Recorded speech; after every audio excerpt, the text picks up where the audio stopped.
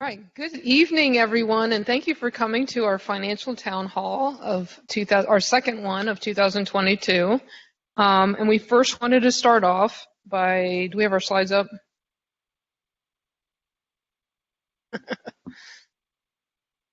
Themed tech support, Rob. You skip to the next slide. That'd be great.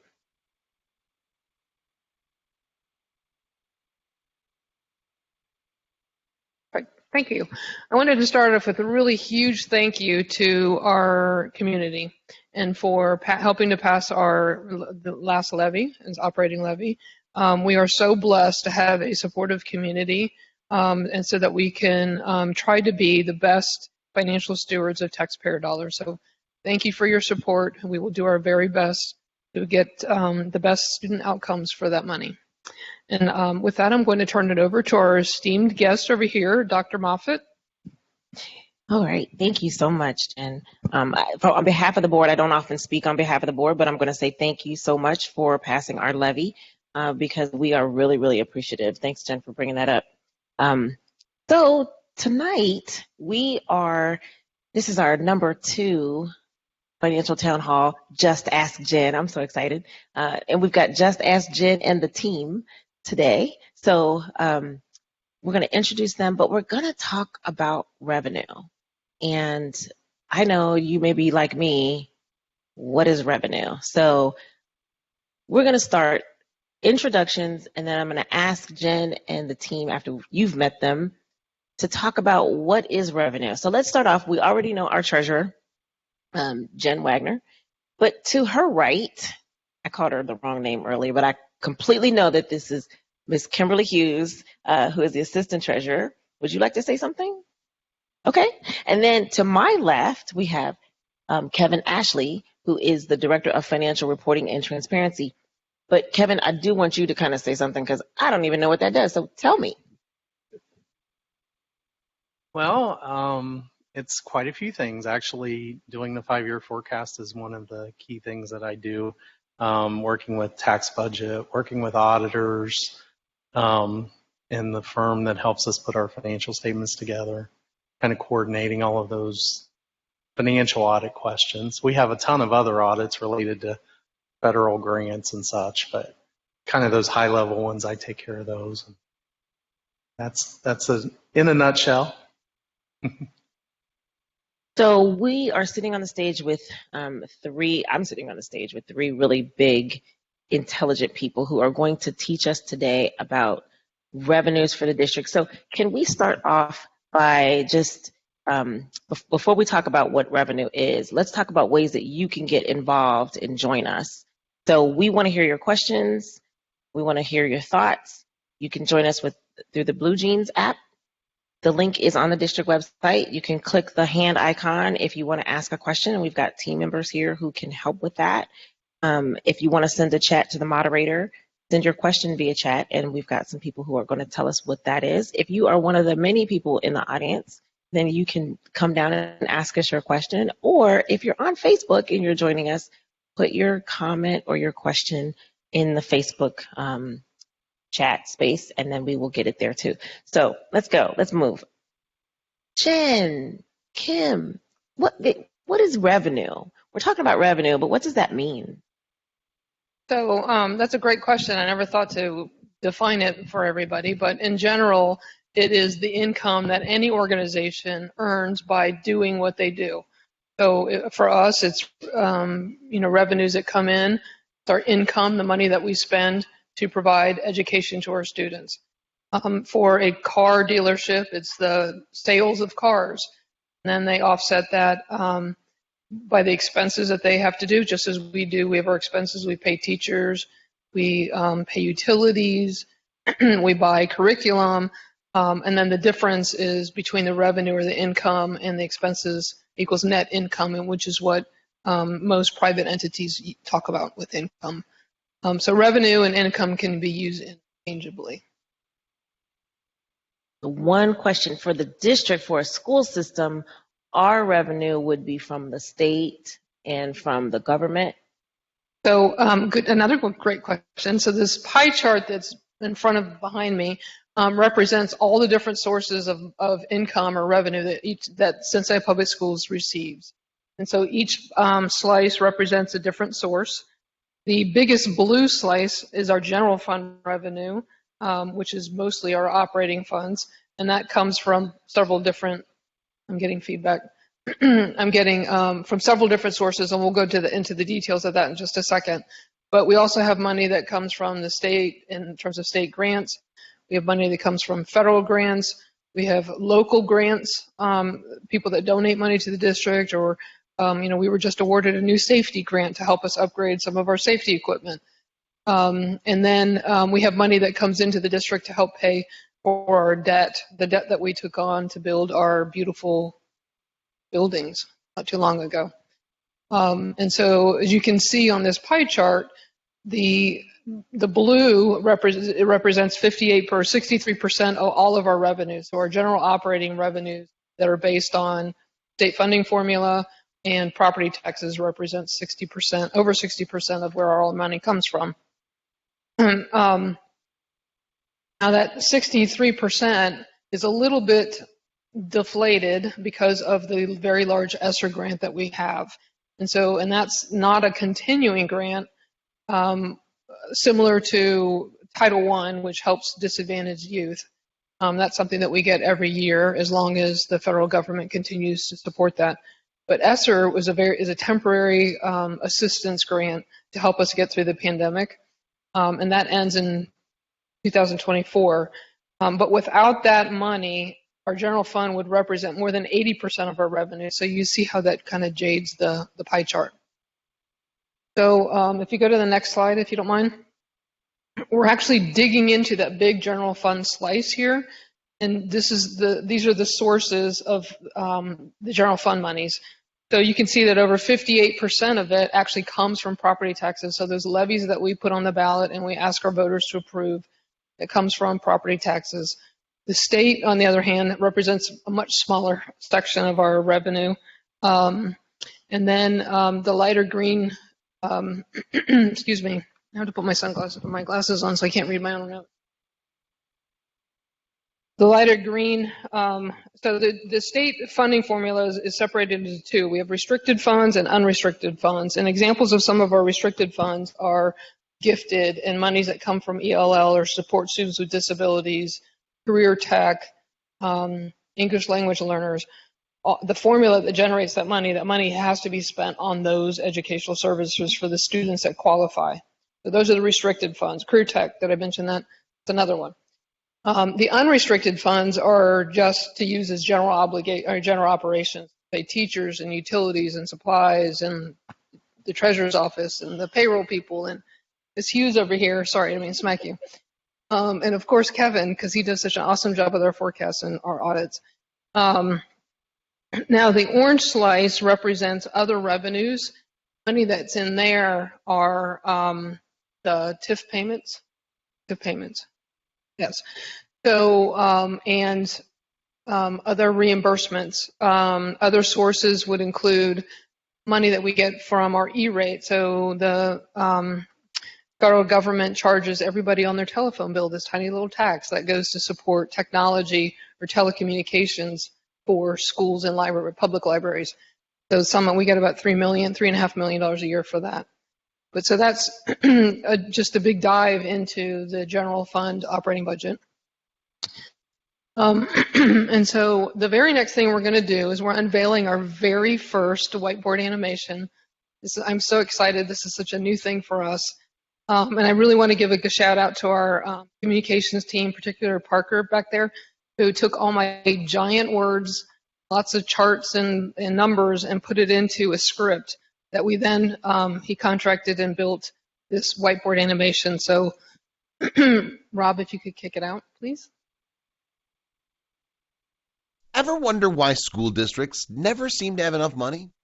Do you keep hearing about school districts asking about more property taxes? To answer both these questions, let's take a look at how school districts in the state of Ohio are funded. In Ohio, the state expects that our local taxing districts will be financially responsible for supporting local control since we're operated by locally elected board members. This means the state of Ohio shares the funding of schools with each public school district's elected board. The big problem with the state's method of distributing the K through 12 public education budget to each district is its dependence on property taxes, which are based on wealth, which varies for each district in Ohio. The state of Ohio recently adopted the Fair Funding Formula, which attempts to fund K through 12 students enrolled in a public school based on the total number of students enrolled alongside the conditions of students. These conditions include students with disabilities, English language learners, gifted students, career tech, and students who are economically disadvantaged. Once they factor in these conditions with the total number of students for the current school year, they determine the total funding distribution for each district. So for the 2022-2023 school year, the state of Ohio's base formula generated a total of $396,955,075 for Cincinnati public schools. Now, even though the state has determined the total amount needed for schools, this doesn't mean they'll fund the full amount. The state will only pay 40.72% of the $396 million necessary. It's up to the district's residents to pay the remaining 59.28%, meaning our local taxpayers will have to make up the difference of $235,302,782 that the state of Ohio will not pay. One of the largest ways that Cincinnati raises these local funds for schools is through property tax levies. Levies are voted by local voters and can cover multiple years if approved. Property taxes in the state of Ohio are calculated through a millage rate equal to 1/1000th multiplied by the assessed value of a home. Simply put, the higher a property is assessed for, the more tax the homeowner will have to pay that goes back to schools. Other districts will have a different state-local ratio dependent on their wealth index. To summarize, for every dollar Cincinnati's enrollment raises, the state pays 41 cents, while the district must raise 59 cents, and with the majority of that funding coming from property taxes.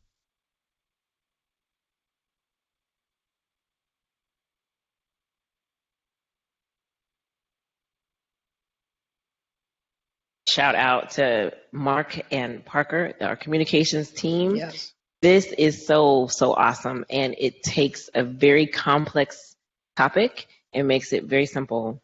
So thank you, because you all did a great job, and I hope that the people watching in the audience and online get an opportunity to see that separately outside of the presentation, because this is just so informative. And I think this will continue in our CPS tradition of being innovative in the state of Ohio. So I think we need to make sure that we show everyone, every other school district, what our CPS Treasury Department is doing and explaining to people how great this is. I think it's awesome. Yes, thank you. So if anybody has any ideas or topics they would like to see a whiteboard animation, we're certainly looking for ideas. But I think the next one we're going to do is on how is an individual school's budget built. And so we thought that would be really helpful. But if you have other ideas, please send them in the chats. We are open, and we're having a lot of fun with this. So, see, because you can have fun with money when you just ask Jen and the team. So. Right. So from there, we're going to pause and open it up for questions. I don't want us to be doing all the talking. So, I don't know, do we have any questions yet, Rob? Yeah, we have a question from the audience. So one of the questions is there's a temporary decline in enrollment with CPS due to COVID. So what are the impacts that has on the district's revenue? Good question. Kevin, you want to field that one? So one of the things the state does is calculates, they look at your enrollment over the last 3 years. And so it kind of has a lagging effect. If enrollment dips, it won't automatically impact funding. It will take a couple years for that average to come down. One of the things with the new state funding formula is there is a transitional aid number in there that is kind of keeping us even, because we are considered a formula district versus a guarantee district. Guarantee districts are usually losing enrollment, and the state guarantees a minimum for them. Since we're on a formula, They actually hold our funding back because of that, as part of the way that works. But yeah, it does kind of have a lagging effect on enrollment changes, and we do worry about those. We obviously want to keep the enrollment up in order to keep the funding levels higher as well. Oh, another question we have is, previously we have been told that the revenue CPS is receiving is at a capped amount and not equal to what it should be for the enrollment numbers that CPS has currently. Is this typical of your tenure at CPS? And in your opinion, is this what can be expected for the foreseeable future? I'm sorry, can you repeat the question but slow down just a tad? Sure. So Thank you. previously we have been told that the revenue CPS is receiving is at a capped amount and not equal to what it should be for the enrollment numbers that CPS has. Is this typical of your tenure at CPS? And in your opinion, is this what can be expected for the foreseeable future? So that is correct that we were capped on the old formula, and that lasted for 4 to 6 years, I believe. So every 2 years, they can change the formula because that's how the state does their funding. So when a district formula allows you to grow, they actually cap your growth. So it does have a negative impact if you grow too fast. And so for the last, prior to this last formula, I think for the last 3 years, we were capped. And I think we were losing about $5 million a year at the time, off the top of my head. But that is no longer the case, and because of the new formula, there are no caps. But you remember, so Kevin talked earlier about the 3-year average. So it's the 3-year average, or if your last year is the highest. So if you're growing, that has a positive impact. It'll help you. And then, of course, on the categorical funding, so all those different funding sources, needs of the students. If those numbers go up, you'll get more funding. So it really helps in a growing district. So another question we have is, what are the potential consequences of non-compliance with federal grant spending requirements, and what are the steps taken to make sure this doesn't happen at CPS? I'm going to ask Ms. Hughes to answer that question.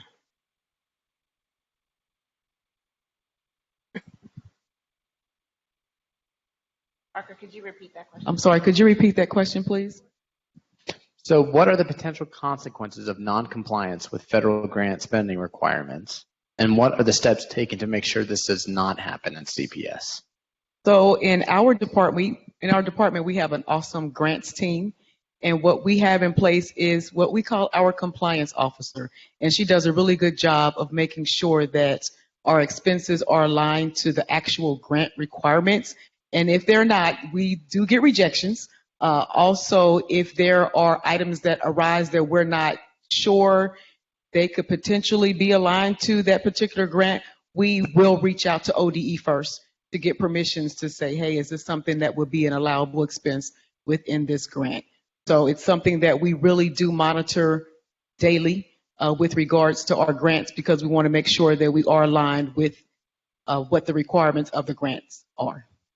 And just to add to that, every grant that we get, either from the state or federal government, has its own requirements. So a lot of grants, like for example, the IDEA B is to help support students with disabilities. You can only spend that money according to those rules on those children. And so to answer your question about non-compliance, that means we have to pay the grant back if we mess up. And so that means the general fund, we have to take money out of the general fund to reimburse that grant, because they'll take the money back. And then you become high-risk auditee, and then they spend a lot more time digging into all the details. So we've been very fortunate that we have an awesome grants team, and we've had clean audits for 7 years. And so we're really proud of that. And I also want to, before we take another question, I want to, as a new board member, share with everybody, our treasury department has received an award. You all can speak more specifically about that, because I don't exactly know what the award is, but I know that it was around our audits being clean, and I know that it was around our past performances and our historical, our history of being in compliance. So can you all speak about how we've been very, very fiscally responsible to the point where ODE or whomever recognized that and gave us an award? Kevin, you want to take that one? Sure. So one of the things, the state requires us to file general purpose financial statements, which are basic statements. One of the things the district has done the last 20 years or more is complete a annual comprehensive financial report, which has additional elements, and that's all set by the Government Finance Officers Association, which is a national, it's U.S. and Canada organization. And they have a team of reviewers who, once we go through the audit, get an opinion on the financial statements. There's a review process. It took a little longer with COVID for them to finally, but just actually this week, we received the award for financial reporting excellence from GFOA. And that is something that we strive to do every year. And so we're very fortunate to have met their strict requirements to get that award. And Dr. Moffitt's remembering the most recent award was for transparency, and in terms of our financial reporting and in the Freedom of Information request. And so that huge kudos goes out to Dan Hoying, our legal counsel.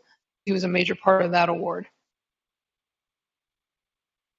But I think that as we're having these financial town halls and that we are educating the community on what the board does with what the district does with money and introducing you all, I think it's also very prudent to share that you all have been recognized by national organizations and by state organizations as being transparent, as being very fiscally responsible in reporting. And so that needs to be shared. So Parker, do we have any other questions? We do have another question.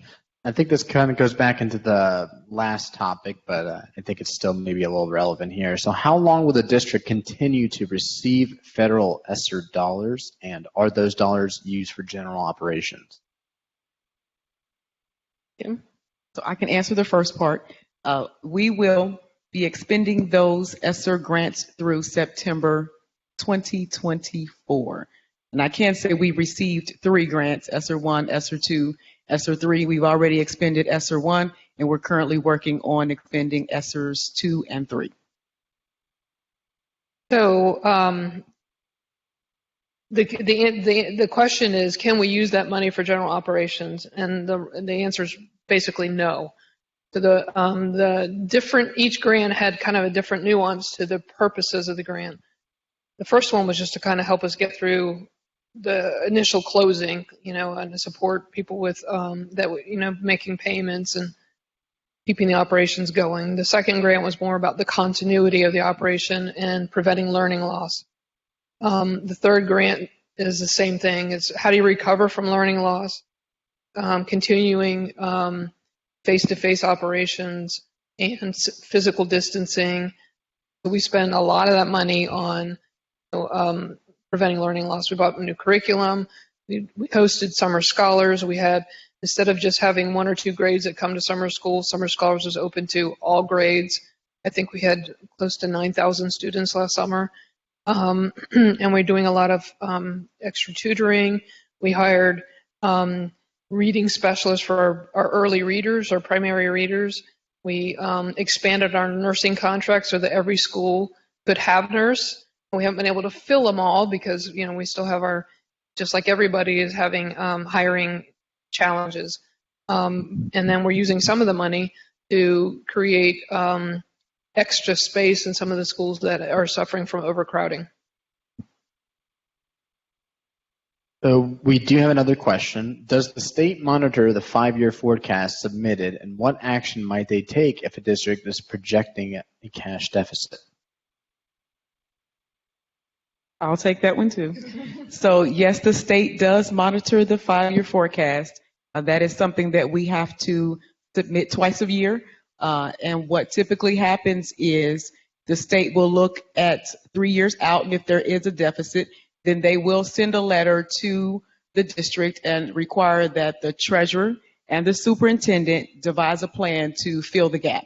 And then what could potentially happen after that, they'll continue to monitor. If it's not resolved, then the state could potentially come in and declare us in fiscal watch or emergency, and then there could potentially be a state takeover. I think we have one final question. We've heard the term inequity a lot in comparison of other school districts and their revenue models. In each of your opinions, where are the inequities in support of students? What can we do? Contact our state legislators, city elected officials. What actions can we take? That's a great question. Call to action. So I would say that the inequity comes in the over-reliance on property wealth. And so you remember in the video that we did, a good portion of our money comes from property taxes. And our state share is only at 41%, 40 cents on the dollar, 41 cents on the dollar, where the same type of students that, like, for example, Cleveland has, their state share is much higher because they have less property wealth and can't raise as much local funds.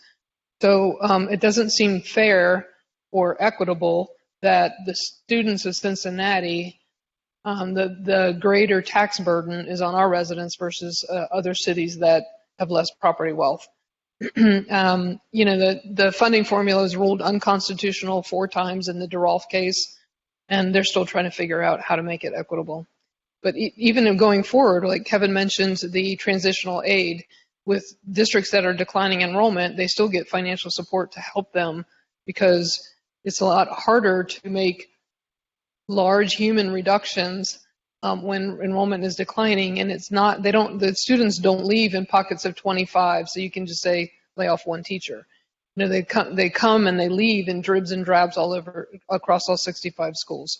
So it makes it very, very difficult. Another part of the inequity that I can think of right now is in the state funding formula. The way they cost that per pupil value is they use an average salary across the state of Ohio. Excuse me. So if you, because of your area, have to pay more to attract quality teachers to your district, then you're not getting funded at the same rate as other districts that may be paying less. And so that makes it really difficult as well. Anybody want to add anything? One other thing I would add about the kind of goes back to the other question about caps too, but in terms of the phase in, I've said this before too, next June 30th will be when the state is required to approve a new biennial budget. And one of the things the legislature did implement the Fair School Funding Plan, certain elements of that, but one of the things that wasn't done is fully funding the anticipated plan. So the plan was anticipated to be phased in over 6 years. There were some lower phase-in the first 2 years, which hopefully will be expanded in the next 2 years. So that's a case where I think the legislature, it's going to be another issue to tackle this year, and hopefully they will hear from residents that, we want schools to receive their fair share of funding. So it sounds to me like regular, everyday Cincinnati citizens should be voting and writing legislators to work on the school funding formula? To fully fund the formula and to reduce the over-reliance on property wealth. So just as an aside, when you say that the funding formula has not fully been funded, what does that mean to a regular, everyday person? I now understand it better. But what does that mean that it hasn't really been funded? You mentioned that it has been deemed unconstitutional, and I think everybody has heard that 4 times over like 20 years. Is a long time. But what are the changes? So that when we talked about caps, what are the changes between what we had and what we have now? And then what are the limitations? So when we say that it hasn't been fully funded, what does that mean to a regular, everyday person that wants to get involved? I think this is Yeah. So I think one of the things that is clear in the way they did it, the calculations anticipate this is how much revenue you need to operate your district. However, because they didn't want to pull the money over enough money to fund every school. So every school, if you look at their calculations, should be receiving a lot more each year. But the state held back by doing the phase-in. So for instance, on the general dollars, the unrestricted dollars, it was a 14% phase-in the first year and a 33% the next. So that means we didn't get 100% of what they calculated. So they calculated a much higher number that we needed to, however, they only funded a lower amount. So that's where some of that difference exists. And how much does that impact our annual budget? So we had done a calculation that at one point that would be about $40 million in these each year in the first 2 years. So you're talking $80 million over the 2-year biennial that we would have received had the plan been fully funded from the beginning.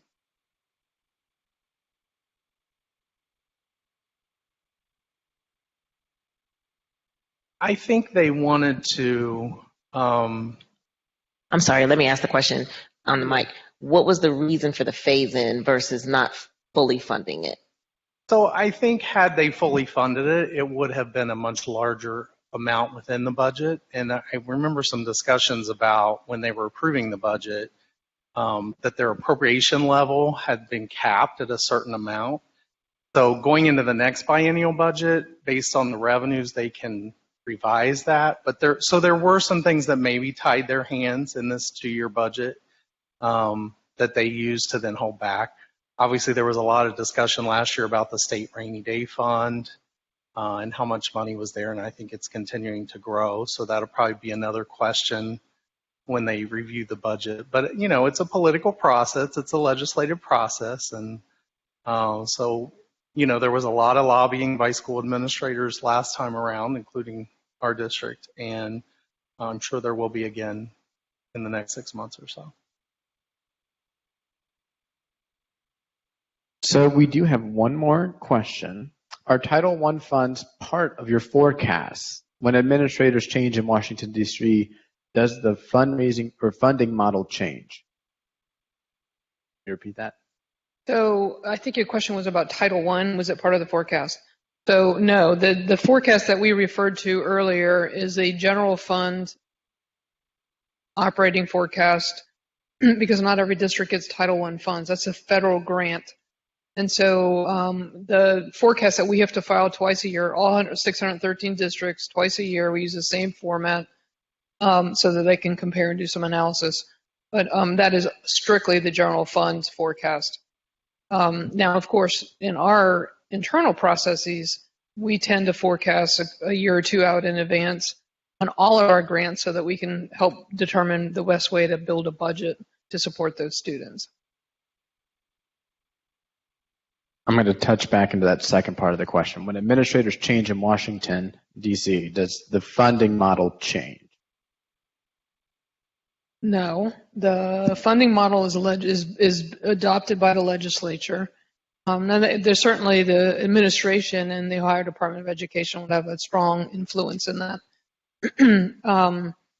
But they don't have any impact on the federal grants. Those come from federal law and have to follow those rules. That's all the questions we have at the moment. Anybody else have questions? Mr. Moffitt, do you have any? I don't have any questions, but I do know that there have been quite a few ESSER comments and questions, and we did a really good town hall on ESSER. It wasn't last month, it was I think it was in September. So make sure that you check out our video on that because that was awesome. We've got some really great information about that. So, Bob, could you flip forward to the slide after the questions slide? We have a little bit of time left.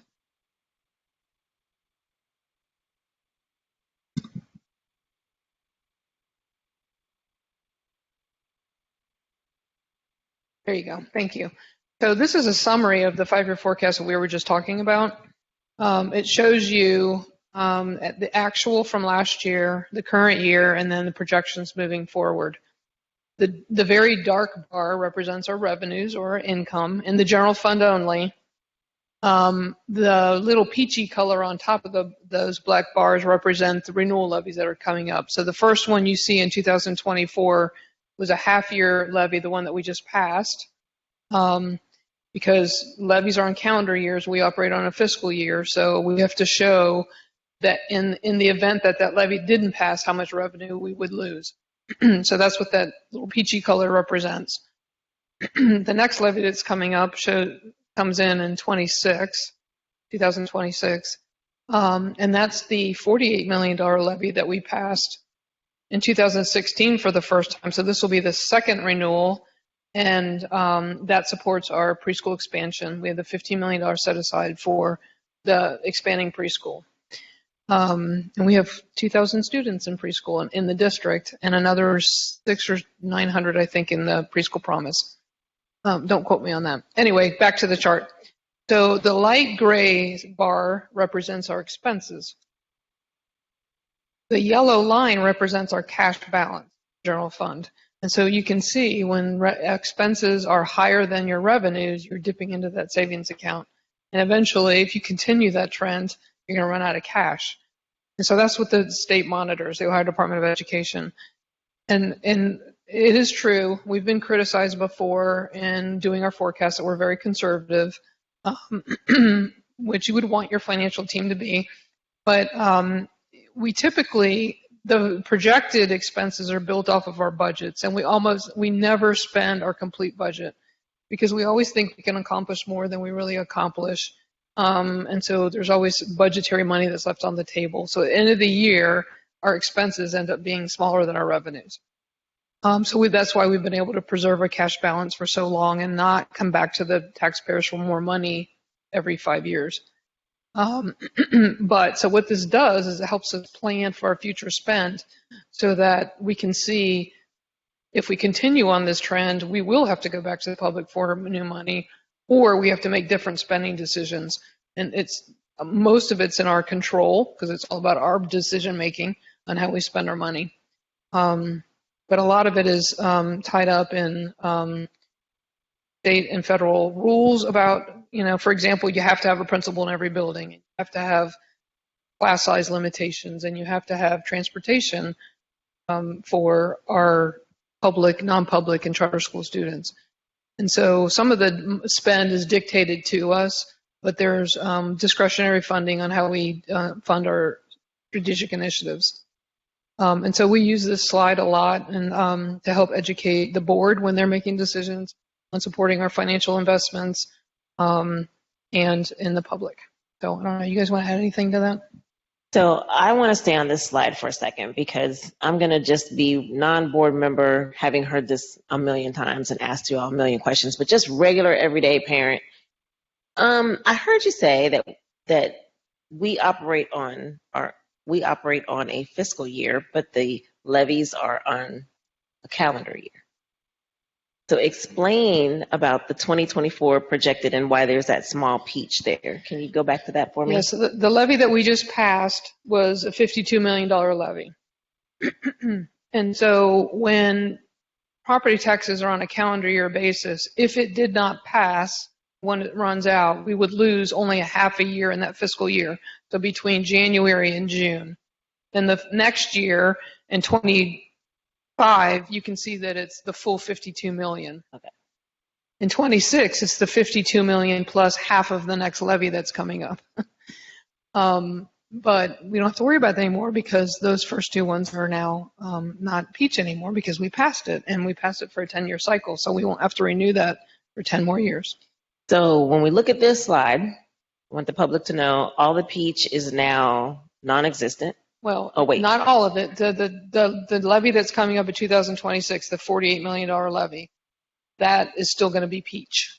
So for 2024 and 2025, that peach is now gone because we passed the levy. Thank you. Right. And for 2026, that is renewal levy number.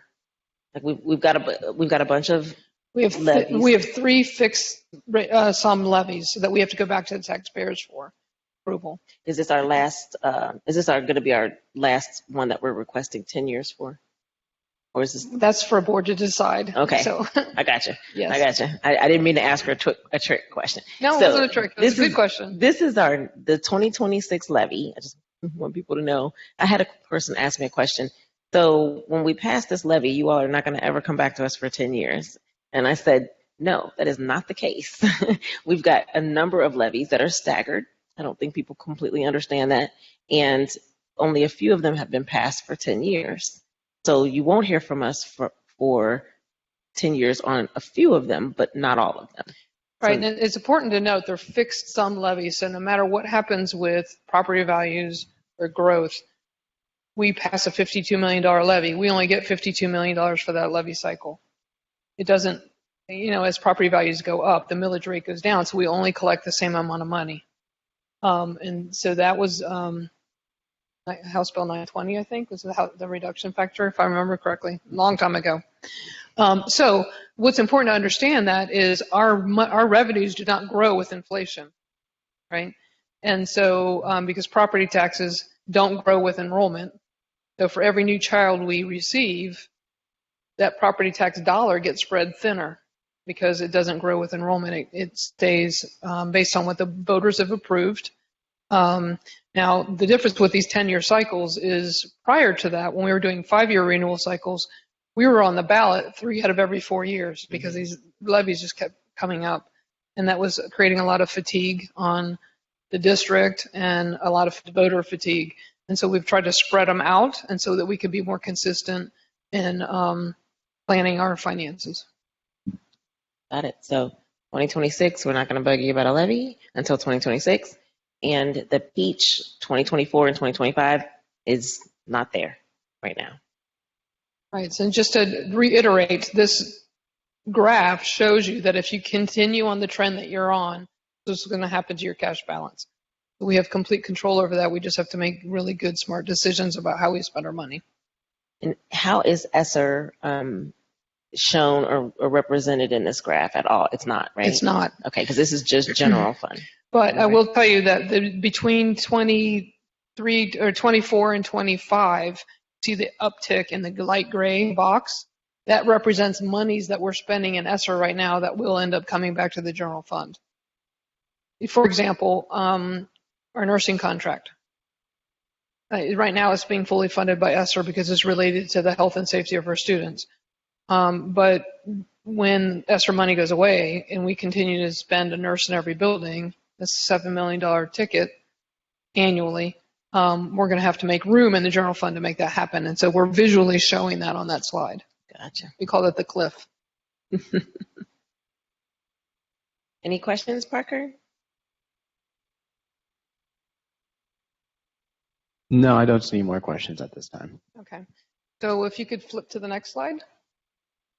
Advertising our next town hall. And we are going to be talking about how we're building our budget priorities, and I'm getting feedback from our community on some of the spending decisions. And so I invite you, that's on January 17th, same place, same time. And we'll have probably different people on the stage for you. And if you ever have ideas on other topics you want on the financial town hall, in addition to the interactive whiteboard, and we are more than welcome, send them to us. And then I think the final slide is coming. We actually have one more question that we just received in Blue Jeans. So the state earmarked funding for student wellness. Can you share how much CPS received from these grants and how these funds were utilized to support social and emotional wellness for students? I would love to answer that question. So when student wellness first came out, the district received $8 million in 1 year, and it was to support the wellness of our mental health and physical health, emotional health of our students. The second year we received $12 million, and that was on top of the state funding formula, and that was put on in its own special grant for us to follow. Well, when they adopted the new funding formula, they rolled those dollars into the formula. And so that $12 million dropped down to $3 million because it's now subject to the state share at 41%. Kevin, do you want to add anything to that? I'm not sure. It definitely was kind of a bait and switch for us, we thought. But they do continue to calculate a student wellness amount of base cost, and that is considered restricted funding, and so we track that. But I know I forget what was the key contract we had to address the other piece of the question about when we got the full funding. There was psychiatrists? We used those funds to help pay for some of the nursing contract. We used the money to pay for our resource coordinators, and we used the money to expand counselors and our positive school culture expenses. Yeah. And then ultimately, those additional expenses shifted back to. Right. So all the resource fund. coordinators, all of our buildings are now part of the general fund. Any more questions? No? Okay. So the last slide is to advertise our new district climate survey, and I'm going to ask Mark to jump in if I mess this up. The district is really interested in hearing feedback from all of our constituents, employees, students, parents, and our community members. And so we're asking to answer a short survey. It opens on December 1st and will stay open until the 16th. And each group will receive it in a different way. So staff members will get an email link. Students will get a link in their school. And then we're asking the families and communities to go to our website for that link. Is there anything else you wanted me to say, Mark? Yeah, sure. I can take it over a little Thank bit. you, It's an Parker. online climate survey, like you said, December 1st through December 16th. The survey takes only a couple of minutes and asks questions about your experiences with academics, behavior, and culture that will help the district make informed decisions and impacts the way we educate Cincinnati's children. So you can visit our website at cps-k12.org to take the climate survey.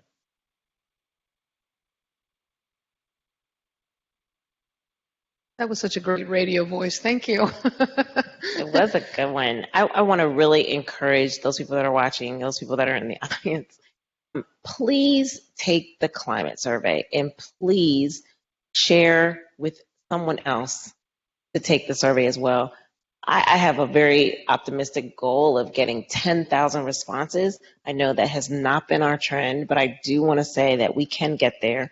We need to hear from as many unique voices as possible, and that only happens typically when one person tells another person, which tells another person. So encourage your students to take the survey. Encourage your friends and the other parents at your school to take the survey.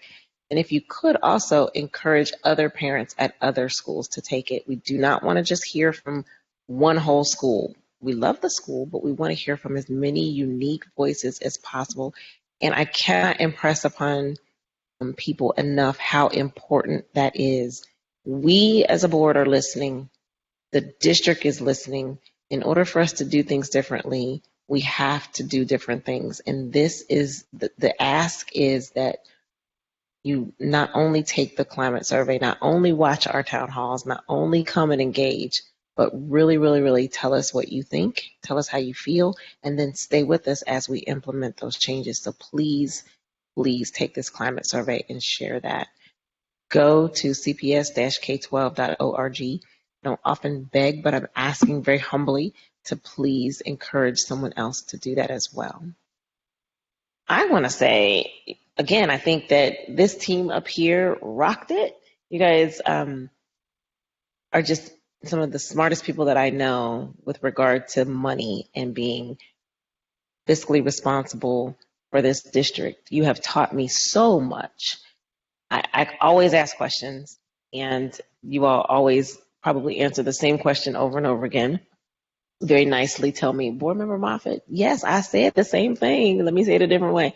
So I appreciate that. But I also want to say thank you for taking complex topics. People don't like money. I don't know why, but that's intimidating. And if you don't have a strong hold on your own money, then you don't really want to talk about the district money. And we're talking about hundreds of millions of dollars, and you all manage that very, very well. and have been recognized, and you also explain it very, very well.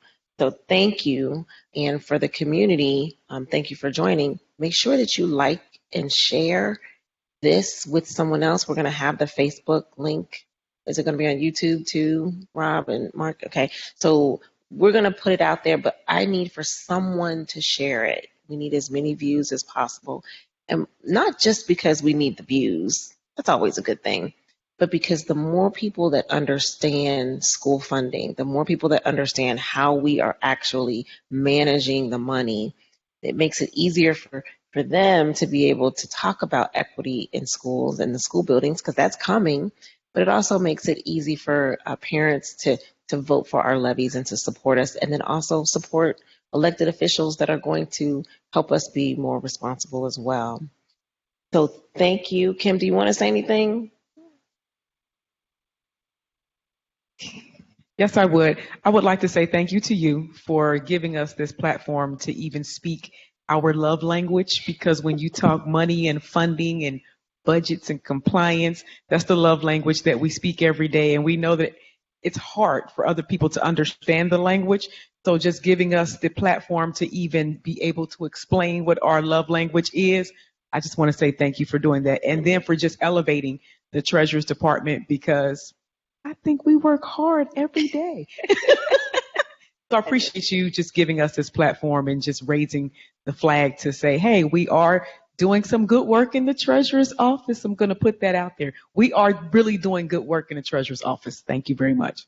Absolutely. Absolutely, Jen. Thank you, Kim. We have a really great team. So thank you for everybody for their support and encouragement, and even little nudges to get us out there. And we're really having a blast with this. So thank you again to the comms team and to Rob, who's always excellent tech support and advisor. Kevin, thank you for participating. Well, we definitely have people behind the scenes that are not getting the FaceTime, but they're definitely doing the work. So Rob, thank you. And Mark, thank you. And Parker, thank you. Because I have one of the things that I've wanted to do is make sure that people in the community know that not only do I see hope in every one of our students, but we've got some great people doing some great things in our buildings and in our district. And so you all are definitely part of the best parts of our village. And I really want to say thank you so much. And thank you for watching. Again, I'm going to humbly ask, please share this video. Please like it and share it on your social media. Tag me in it if you want to, and tag all the board members in it so that we can get some good exposure. And then thanks again. And we will be back what day? January 17th. I'm getting a little pushback from the other board members. They kind of want to be up here too. So maybe they'll make a cameo appearance. I don't know. But for right now, we've got Just Ask Jen and the team. And so thank you all. We'll be back January 17th.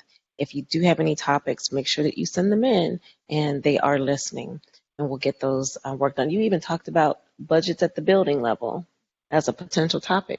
So for all of you all that call in and write us religiously about what's going on within my building, tune in so that we can get some good questions answered there too.